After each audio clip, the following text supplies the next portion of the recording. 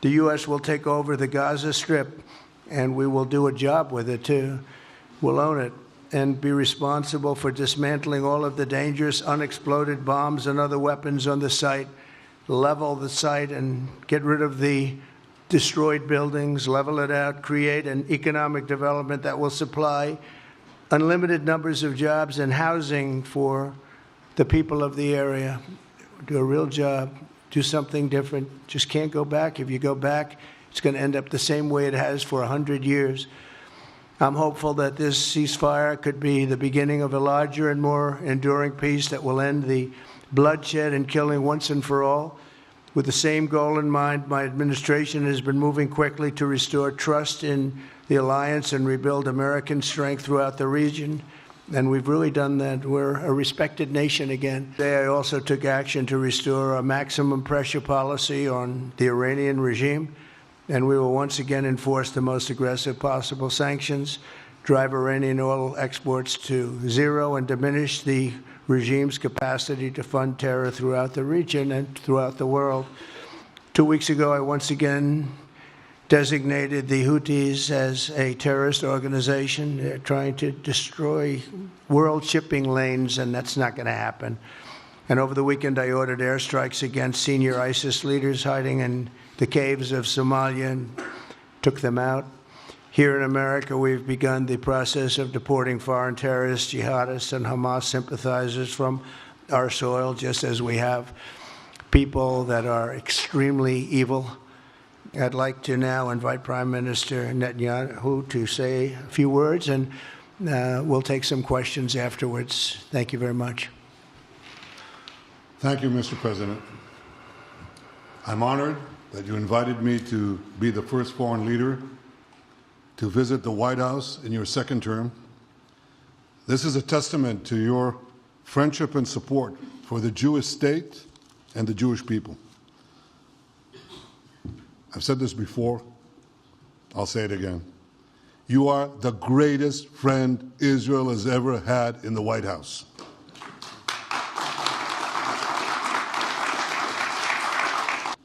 Now, in the first days of your second term, you picked up right where you left off.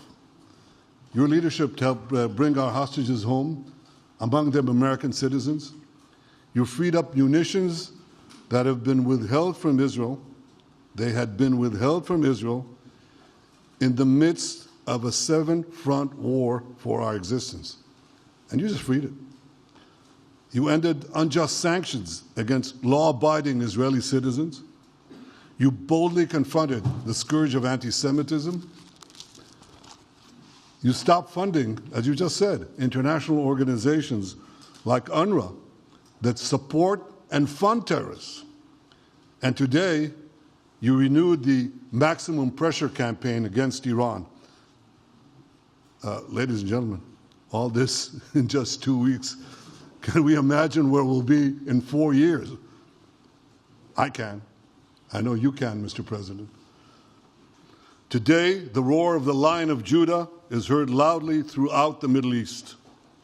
Israel has never been stronger, and the Iran terror axis has never been weaker.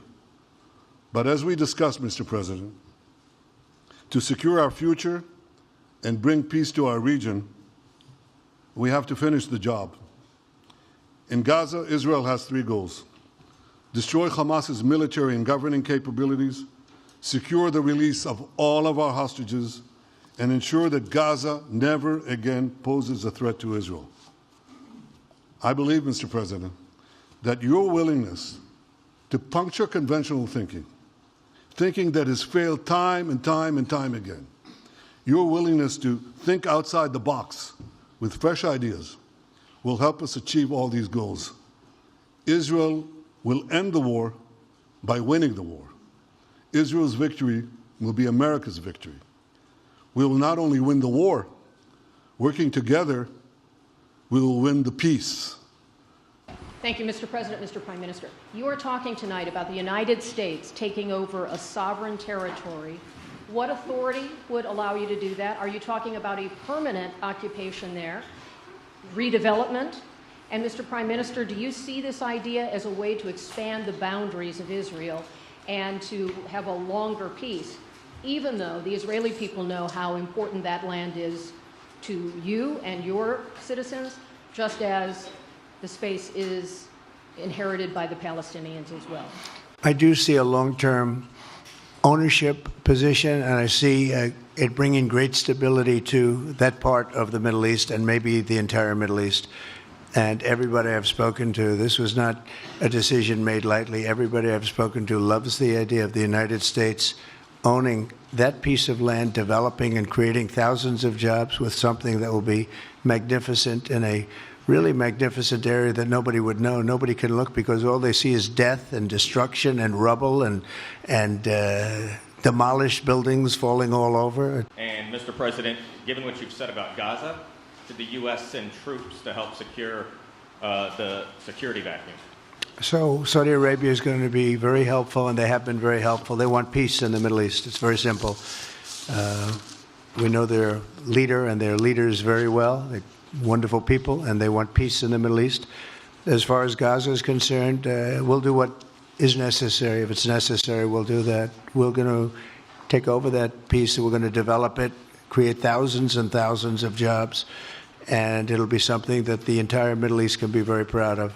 You can't prejudge and pre-guess how we'll achieve it, but I'm committed to achieving it. And I know the President is committed to achieving it, and I think the Saudi leadership is interested to achieve it.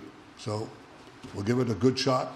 He sees a different future for that piece of land that has been the focus of so much terrorism, so many attacks against us, so many trials and so many tribulations. He has a different idea, and I think it's worth paying attention to this. We're talking about it. He's exploring it with his people, with his staff. I think it's something that could change history, and it's worthwhile really pursuing this avenue. Afghan suffered women. Any comment about Afghanistan? What's your future plan for Afghan people, especially Afghan? I have a little hard time understanding you. Where are you from? Oh. Actually, it's a beautiful voice and a beautiful accent. The only problem is I can't understand a word you're saying. But I just say this, good luck. Live in peace. Go ahead, please.